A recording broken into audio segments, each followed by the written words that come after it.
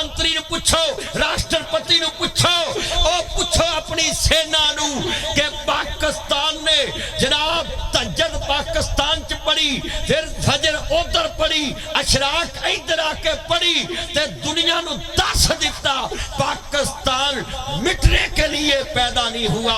साडे वड्डे अमृतसरों आए, कलम होए सिर कलमा टुटियां, सीने दे विच बलमा टुटियां, इज्जत दी इस टहनी नालों अदरा बानो सलमा टुटियां, फिर जाके ये मौका बनया पाकिस्तान को सौखा बनया। करके तू साडी चुप नूं शराफत नूं समझदे सी कमजोरी। हाँ जी, अभी तो इब्तदा है, रोता है क्या, आगे आगे देख होता है क्या।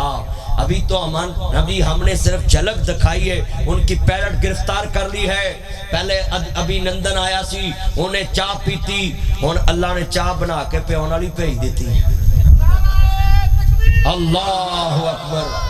बोलो भाई, संदूर उन्हें ऑपरेशन किया साडे खिलाफ। अल्लाह ने कहा लो मुसलमानों, इन्हां दी आ गई है कुड़ी, तो मत्थे ते संदूर ला दो, तो उन्होंने दस दो आ मक्कारा आ मूदिया अमृतसर हुण साडे नाल रल गया ही। झंडे लग गए ने उधर पाकिस्तान दे, सिखां ने कहा है असीं पाकिस्तान नाल रल गए। जनाब तुहानूं खुशखबरी मुबारक होवे, पाकिस्तान दे झंडे दिल्ली विच गड्ढे गए, अमृतसर विच गड्ढे गए, चंडीगढ़ विच गड्ढे गए, जलंधर विच गड्ढे गए, लुधियाने विच गड्ढे गए, कलकत्ते विच गड्ढे गए, जूनागढ़ विच गड्ढे गए, और लोगों मत्थे रख देंगे।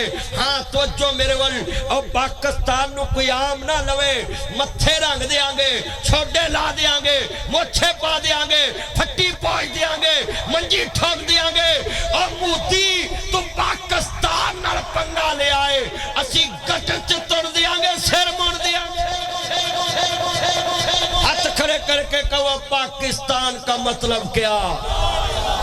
सारे बोला पाकिस्तानिया, पाकिस्तान का मतलब क्या, तेरा मेरा रिश्ता क्या, पाक फौज से रिश्ता क्या, पाक फजाइया से रिश्ता क्या।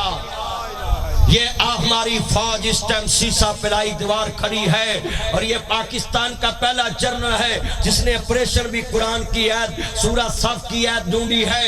और लोगों तुम्हें मुबारक हो, हमने जनाब जी घर में जाकर वो कहते थे कुछ करके दिखाओ, देख लिया मोदी पैगी ठंड।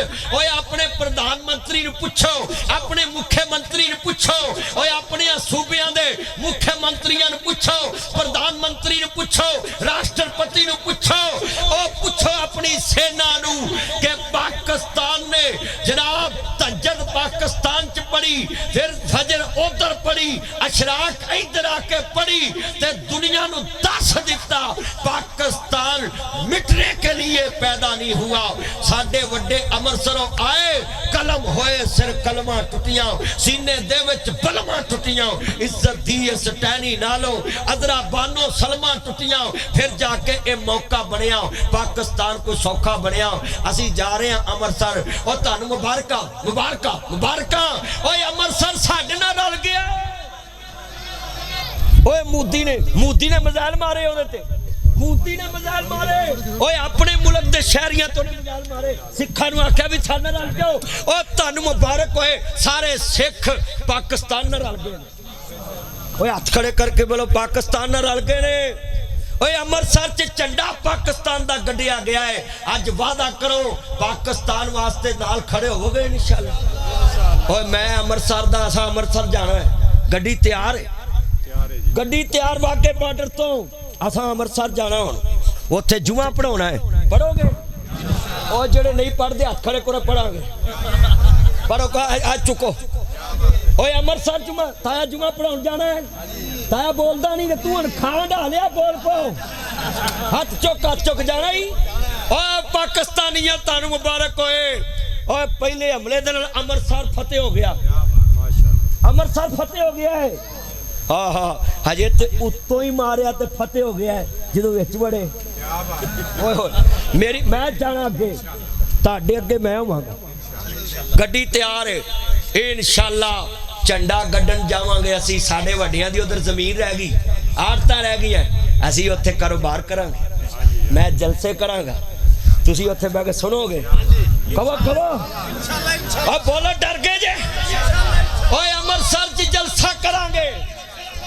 ਤਿਆਰ ਜੇ ਵੀਰ ਵਾਰਿਸ ਸ਼ਾਹ ਨੇ ਕਿਹਾ ਸੀ ਨਾ ਉਹ ਬੋਲੋ ਫੌਜਾਂ ਚੜ੍ਹਨੀਆਂ ਨੇ ਚੜੀਆਂ ਤੇ ਫਿਰ ਇਧਰੋਂ ਵੀ ਚੜੀਆਂ ਓਏ ਉਹਨੇ जिंदाबाद ओए उन्हें क्या सी छुरलियां छड़िए ते असी मर जाए शेख रशीद दे ब्याह ते चलाउणियां ओए अमृतसर फतेह हो गया मबरूक मबरूक मुबारका मुबारका हाथ खड़े करो मुबारका मुबारका ओए अमृतसर फतेह हो गया जे दिल्ली जाना सा ओए दिल्ली जाओगे बस फिर दिल्ली तैयार हो आदे पर सानू माफ कर दो वो आंदे ने सानू माफ कर दो वो लगी सी वो आदे माफ कर दो माफ क्यों करिए साडा हक है ये अंग्रेज ने साडे नाल बेइंसाफी कीती सी कलकत्ता साडा जूनागढ़ साडा दिल्ली साडा हाँ अमृतसर साडा और दिल्ली दी जामिया मस्जिद च असी जलसा करांगे और बुत्तां दे छोडे ला देंगे मच्छे पा देंगे मैं नारा मारना तो सर ने नारा तकबीर